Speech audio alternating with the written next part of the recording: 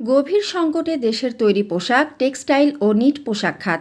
শিল্প মালিকরা বলছেন, জ্বালানির সংকট, শ্রমিক অসন্তোষ ও ব্যাংক খাতের অস্থিতিশীলতা এই খাতে নেতিবাচক প্রভাব ফেলছে। এতে গত এক বছরে তৈরি পোশাক, নিটওয়্যার ও টেক্সটাইল শিল্পের ১৪০টি কারখানা বন্ধ হয়ে গেছে। এর মধ্যে তৈরি পোশাক খাতে ৭৬টি, নিট খাতে ৫০টি এবং টেক্সটাইল খাতের ১৪টি কারখানা রয়েছে।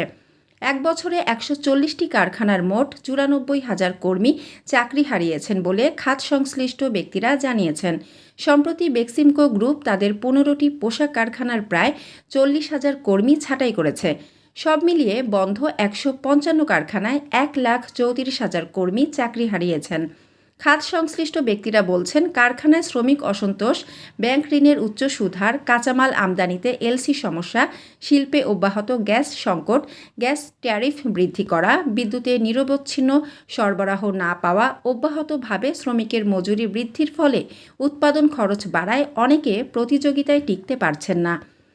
আবার অনেকে কারখানায় শ্রমিকদের বেতন দিতে না পেরে কারখানা বন্ধ করে দিয়েছেন। দেশের রপ্তানি আয়ের সিংহভাগ অবদান রাখা শিল্পে অস্থিরতার সুযোগ নিয়ে বাংলাদেশের রপ্তানি বাজারে ভাগ বসাচ্ছে প্রতিবেশী দেশগুলো। এতে কারখানার মালিক যেমন ক্ষতিগ্রস্ত হচ্ছেন, তেমনি দীর্ঘমেয়াদে দেশের রপ্তানি আয়ে নেতিবাচক প্রভাব পড়ার আশঙ্কা রয়েছে। যুক্তরাষ্ট্রের বাজারে বাংলাদেশের তৈরি পোশাক রপ্তানিতে ভাটা পড়েছে। চলতি বছরের জানুয়ারি থেকে অক্টোবর পর্যন্ত দেশটিতে বাংলাদেশের পোশাক রপ্তানি কমেছে ৩.৩৩%। এর বিপরীতে ভারত, পাকিস্তান, ভিয়েতনাম ও কম্বোডিয়া থেকে পোশাক আমদানি উল্লেখযোগ্যভাবে বেড়েছে। গত এপ্রিল থেকে অক্টোবর পর্যন্ত আগের বছরের তুলনায় ভারতের পোশাক রপ্তানি ৩৫% বেড়েছে। যুক্তরাষ্ট্রের ক্রেতা প্রতিষ্ঠানগুলোর ক্রয় প্রবণতার এই পরিবর্তনকে ব্যবসায়ীরা গভীর উদ্বেগের সঙ্গে দেখছেন। বিশেষজ্ঞরা মনে করছেন, এই প্রবণতা মোকাবেলায় বাংলাদেশের পোশাক খাতকে নতুন কৌশল নিতে হবে।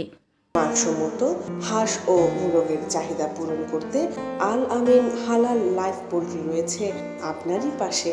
আমরা হাঁস, মোরগ, কবুতর, কোয়েল, টার্কি ও খরগোশ পাইকারি মূল্যে বিক্রয় করি।